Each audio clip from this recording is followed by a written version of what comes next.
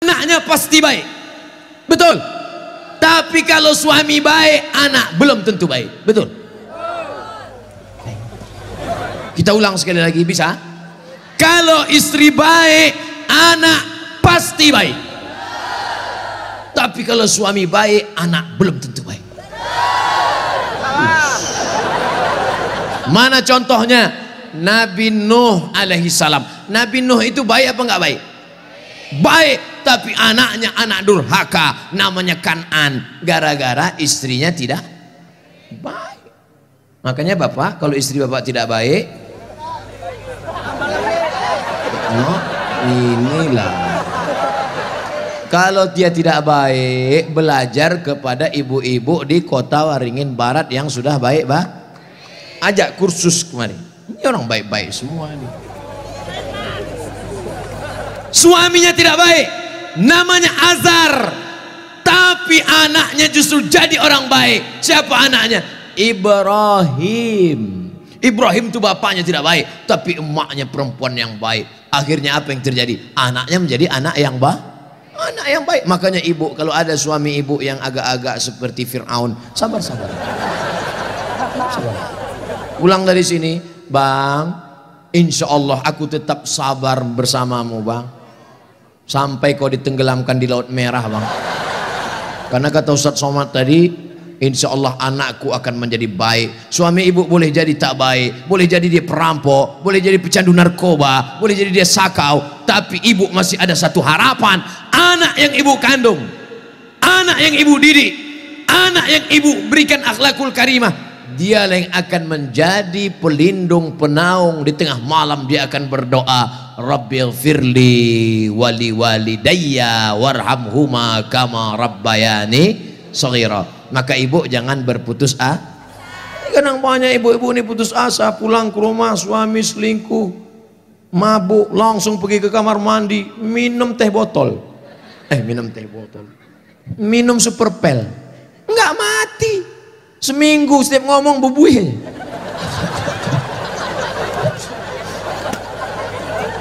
Ibu harus tegar, ibu harus kuat, ibu ada harapan. Harapan ibu siapa? Anakku akan jadi polisi, amin. Anakku akan jadi tentara, amin.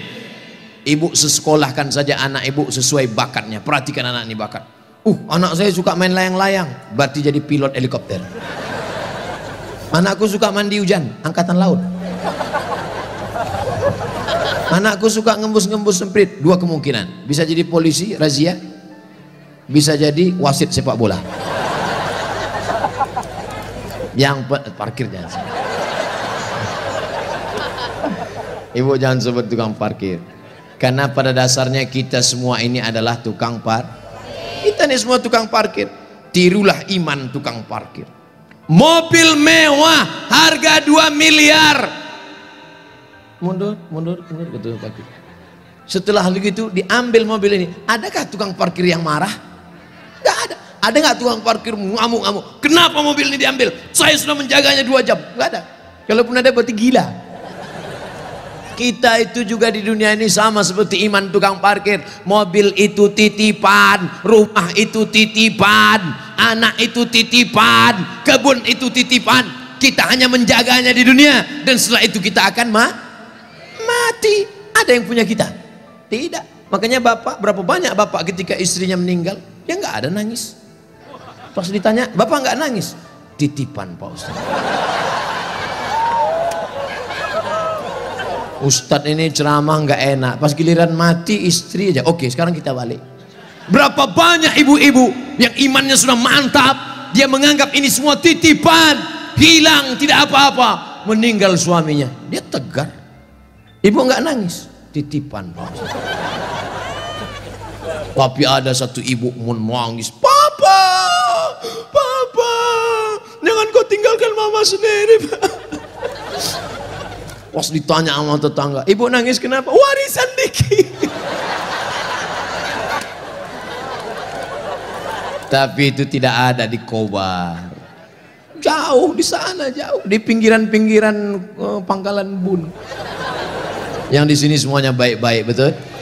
Ibu menerima mereka bukan karena hartanya, tapi karena mereka mampu membimbing ibu dan anak-anak mencari ridha Allah Subhanahu wa taala.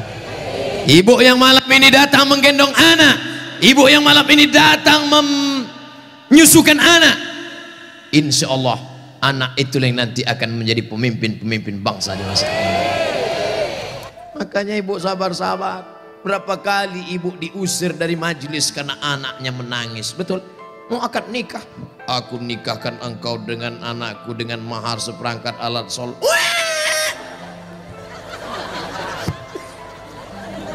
Berapa kali di majelis kematian ibu diusir. Betul?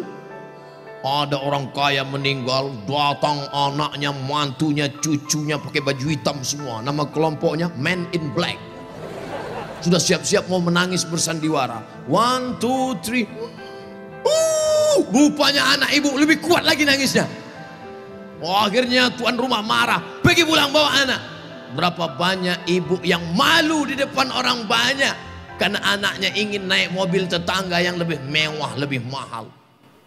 Tapi hari ini kesedihan ibu terbayar karena anak ibu adalah anak-anak yang soleh. Siapa yang lebih berbahagia, ibu apa bapak?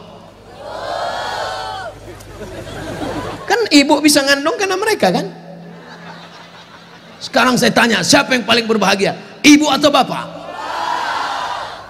Mereka tetap bertahan, pak. Bapak ibu yang dimuliakan Allah Subhanahu wa taala, siap menjaga persatuan? Jaga persatuan, karena negeri yang kita bangun dengan indah ini akan jadi hancur berkeping kalau tidak ada persatuan dan kesatuan. Betul? Maka persatuan ini sama seperti tiang gawang. Kok Ustaz tiba-tiba ingat tiang gawang? Itu tiang gawang, itu tiang gawang. Ibu jaga gawang, jangan sampai kebobolan. Bapak striker, penyerang. Papa silakan kau pergi sejauh mata memandang, tapi di hari petang kau harus membawa uang.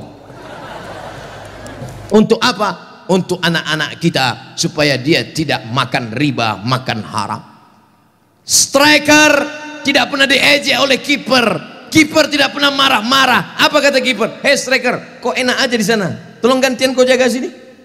Tidak ada, karena mereka sudah siap bagi-bagi bagi tugas. Ceramah di tanah lapang, Ustadz Somad. Ceramah di stadion, Ustadz Somad. Ceramah di TV, Ustadz Somad. Ceramah di YouTube, Ustadz Somad. Tapi yang ngajar di pesantren, yang ngajar di ma'had, yang ngajar di sekolah, para habaib dan ulama, kami udah bagi-bagi tugas. Makanya Habib ulama nggak pernah ngaji. Apa itu Somad itu? Ceramahnya di lapangan aja. Apa itu Abdul Somad itu? Ceramahi ibu-ibu aja, Ustadz gatal. Kan kita udah bagi-bagi tadi. Makanya nonton jangan sepotong-sepotong.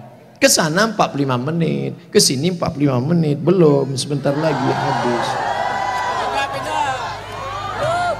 Masya Allah, tabarakallah, masih lama rupanya. Saudara yang dimuliakan Allah Subhanahu wa taala, di tempat laki-laki Abdul Somad bicara 3, bersama jaga persatuan kesatuan.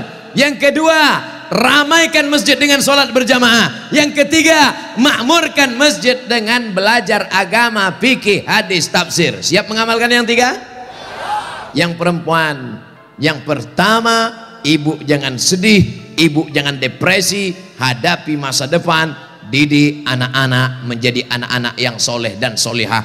Ada pondok pesantren di Kobar, tamat SD. Sebelum SD jangan sedih, kasihan, ingusnya 12. Kalau 11 itu biasa, bengkok, belum sampai hati. Ustadz Somad dulu pesantren, saya masuk pesantren taman SMP, kegedean. Yang paling bagus taman SD, masuk pesantren. Siap memasukkan anak ke pesantren taman SD? Janji? Ibu ingat, ibu punya uang banyak, belikan dia gadget, belikan dia motor, belikan dia mobil. Dia kaya, dia banyak uang, dia ganteng, dia cantik, tapi dia sakau, gemetar, sakit, gak ada gunanya. Makanya benteng terakhir menjaga anak-anak kita adalah pondok pesantren. Tapi pesantren ini kadang-kadang nasib bak kerakap tumbuh di batu, hidup segan mati tak mau. Santrinya 1000, WC-nya 10. Ngantrilah santri-santri, wajahnya biru, menahan serangan. Maka ceramah saya di Palembang, Ustadz Abdul Somad, saksikan hari ini sumbangan 52 unit. 52 unit apa Kiai? WC. Mantap, bagus, itu yang perlu. Maka yang kaya-kaya datang besok pondok pesantren. Nggak ada gunanya pengajian banyak-banyak, mubazir. Innal mubazirina kanu ikhwana syayatin. Orang mubazir saudara setan. Kalau ada orang kaya tidak peduli pesantren, kalau ada orang hebat pejabat tidak peduli pendidikan agama, mubazir. Setan tidak menggoda dia lagi. Pas setan menggoda, ayo masuk neraka, kata setan, nggak usah bro, dia saudara kita. Hai bro, oleh sebab itu maka pertama yang ingin disampaikan Abdul Somad khusus kepada ibu-ibu, jangan pernah bersedih hati. Masa depanmu ada pada anak-anak, tataplah mereka masa depan, tapi tentu dengan bahasa ibu. Bahasa ibu paling ngerti dengan anak. Jangan pulang dari sini anaknya dikumpul semua assalamualaikum, nggak mesti diceramah. Ibu usap kepalanya, ibu tiup-tiup, kau akan menjadi pemimpin masa depan nak. Doa ibu luar biasa. Ibu kalau marah sama dia jangan panggil dia setan. Setan, tuyul, jangan panggil dia. Calon bupati kota Waringin Barat, gitu cara manggilnya. Calon anggota DPD, gitu. Insya Allah dia jadi nanti, insya Allah, amin. Karena ibu mulutnya luar biasa, berbisa bu. Ibu ngomong salah saja diaminkan malaikat. Maka jangan pernah bicara yang tidak baik, bicara yang baik-baik. Sampai ada seorang laki-laki di zaman Bani Israel sebelum Nabi Muhammad SAW, namanya Juraij. Siapa namanya? Juraij. Ada orang Pangkalan Bun namanya Juraij? Belum ada. Nah, ibu yang hamil-hamil nanti kasih nama anak Juraij. Hai Juraij, kepala sekolah salah tulis George. Ibunya lewat di depan tempat ibadah Juraij. Apa kata ibunya? Ya Juraij. Juraij merasa Tuhan lebih mulia. Aku tidak perlu menyambut panggilan anak. Aku tidak perlu menyambut panggilan ibuku. Dipanggil kedua kali, ya Juraij. Juraij mengatakan, Tuhan lebih mulia, ngapain aku menyambut ibuku? Panggilan yang ketiga, ya Juraij. Anaknya tidak menyambut juga. Akhirnya tercetus dari mulut ibunya. Apa kata ibunya? Allahumma la tumithu hatta turihi wujuhal mumisat. Jangan matikan Juraij sebelum matanya melihat wanita tuna susila. Mohon maaf, perempuan tidak baik, PSK, WTS, entah apa lagi namanya. Dikabulkan Allah. Tidak lama setelah itu ternyata ada seorang perempuan pengembala kambing, hamil, bukan kenyang, hamil. Ditangkap, ditanya, hei perempuan, siapa suamimu? Siapa yang menghamilimu? Perempuan itu menjawab, Juraij. Yang menghamili saya adalah Juraij. Kira-kira masuk akal nggak Juraij menghamili perempuan yang nakal ini? Tidak, bukan dia, tapi fitnah. Dipertemukan Juraij dengan perempuan nakal. Rupanya Allah hanya ingin mengabulkan doa si ibu. Kata si ibu, jangan matikan Juraij sebelum matanya melihat wanita tuna. Akhirnya matanya memang betul-betul melihat wanita tuna susila. Melihat, padahal tidak mungkin ahli ibadah ketemu dengan wanita tuna susila. Kalau Satpol PP ketemu wanita susila memang bisa.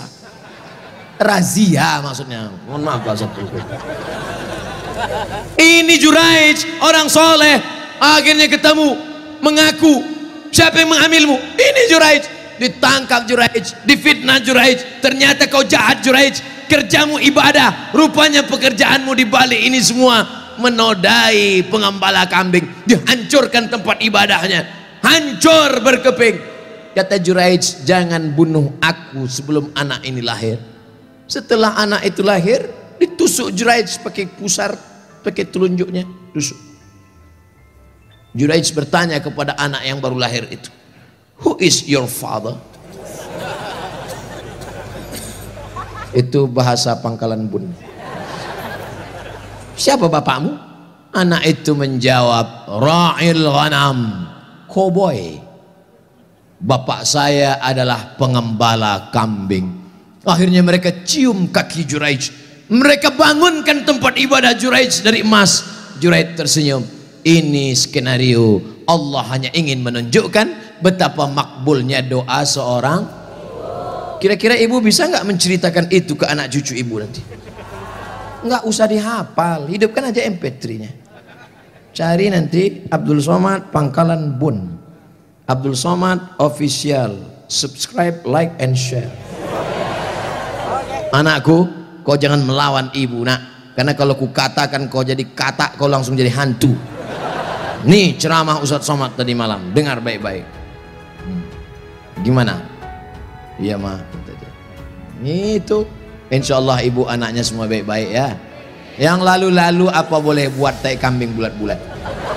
Nasi sudah jadi tai ayam. Nasi tidak bisa kita rubah lagi, Bu. Tapi yang akan datang kita perbaiki. Cucu-cucu yang sudah lahir, sudah besar nggak bisa lagi. Tapi ibu punya anak perempuan, kasih tahu sama anak perempuan ibu, kamu kalau hamil banyak-banyak baca sholawat. Kalau hamil kata kiai, kata Habib, banyak-banyak baca surat Yusuf nak. Tapi dia salah sangka, disangkanya kalau baca surat Yusuf anaknya ganteng macam Nabi Yusuf. Pas lahir hitam pesek pendek. Wah kiai, Habib, kenapa anak saya begini? Kiai sama Habib nggak marah, mereka nggak pernah marah. Kenapa anak saya begini? Saya susah baca surat Yusuf. Kenapa anak saya nggak ganteng seperti Nabi Yusuf? Sama suami ente mana? Ini suami saya, sama kan?